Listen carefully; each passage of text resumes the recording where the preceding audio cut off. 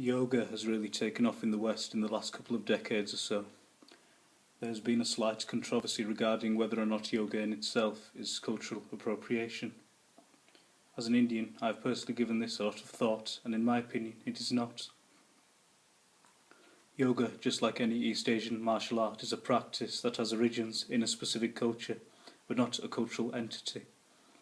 There is nothing about practicing yoga that is synonymous with the Indian cultural identity. But unfortunately, a lot of non-Indian yoga practitioners extend this further by giving themselves names such as Narayan Mahadev or Lakshmi Devi and wearing Indian cultural attire. This would not be an issue if these people had respect for Indians, but the problem is that generally speaking they don't, and this no longer makes their fascination with our inherent cultural identity innocent and childlike, but inadvertently malice. It's almost as if they think of Indians as non-existent and want to delusively pretend that is their culture. How can I make such a sweeping generalization, you may be thinking? Where else to look other than where non-Indian yoga practitioners congregate the most? Goa. A quick search of any of the non-Indian run yoga institutions will show you the blatant lack of Indian presence, and this segregation isn't coincidental.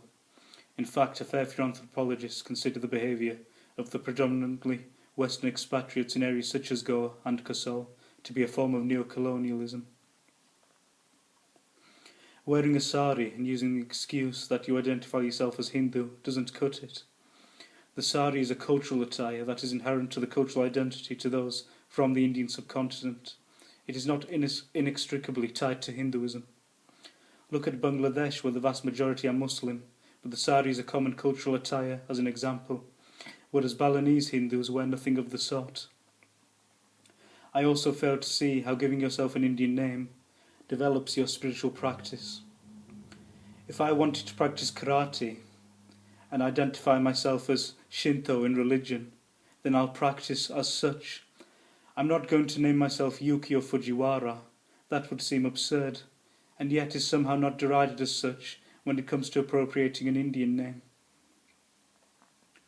In short, if a non-Indian individual wants to practice yoga or learn how to play the sitar, then go ahead. But don't steal what forms the most vital part of my inherent cultural identity through attire and names. Not when you don't even have a zilch of respect for my people. Thank you.